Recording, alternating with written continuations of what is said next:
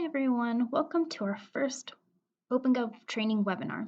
This webinar is going to go over some high-level tips and tricks about OpenGov, and we'll be sending these out on a monthly basis so that you can stay up to date on all the exciting things going on in OpenGov. Today's video is going to focus on the quarterly budget stories and the quarterly budget reports, just to give a quick refresh and recap about what those look like. When you first log into OpenGov, you're going to open to the Reports tab. Here you're going to see all of the various reports that we have in OpenGov, along with all of the quarterly budget reports. They'll look like this. The easiest place to go in order to find your department's quarterly budget story and reports associated with that is to click on the Stories tab. There are two ways to look for your quarterly budget story. You can search for the story in the search bar by name or by business area. You can also go to the landing page where we have a link for every quarterly report. So that's going to be called the Budget Quarterly All Divisions. I'm going to go ahead and click on it. The Budget Quarterly All Divisions story acts as a landing page for all budget quarterly stories, so you can look by division and then by department. We're going to jump into Parks and Rec. Each quarterly story is set up the same so that the stories are consistent across all departments.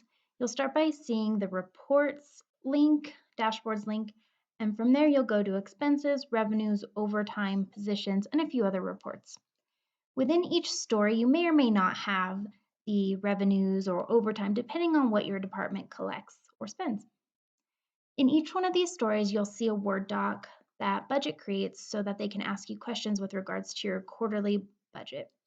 You may see something like how are expenses trending, or your department can respond, trending below budget.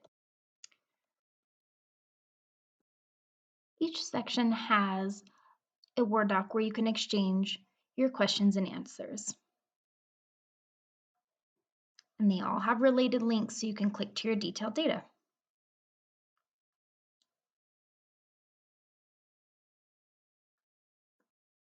The easiest way to get to any pieces of this data and look at the detailed information behind the numbers is to click on the graph. Clicking on the data will take you to the detailed information behind that high-level tile in your story. You'll notice that the Views tab will have the corresponding name to that graph tile, so you can always find what you're looking for.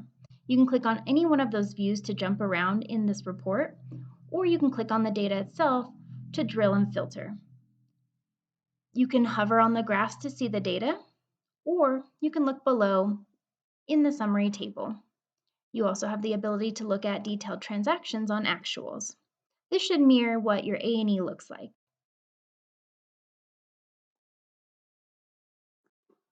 Navigating in these reports is super easy. You can click on the graph or use the filters panel here on the side.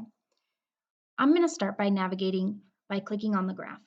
So you can click on the legend or the graph itself. Clicking on the graph will allow you to drill into cost centers, GL accounts, to look at more information. Here, you can see that we've drilled into a specific cost center. If I want to look at the expenses behind that, I can change the broken down by.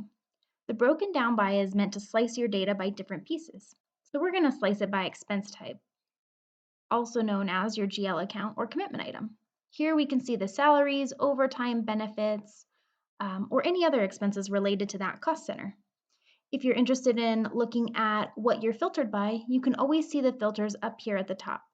In order to change those, you can click on them, and that will open up the filters panel, and it will show you what you have turned on or off.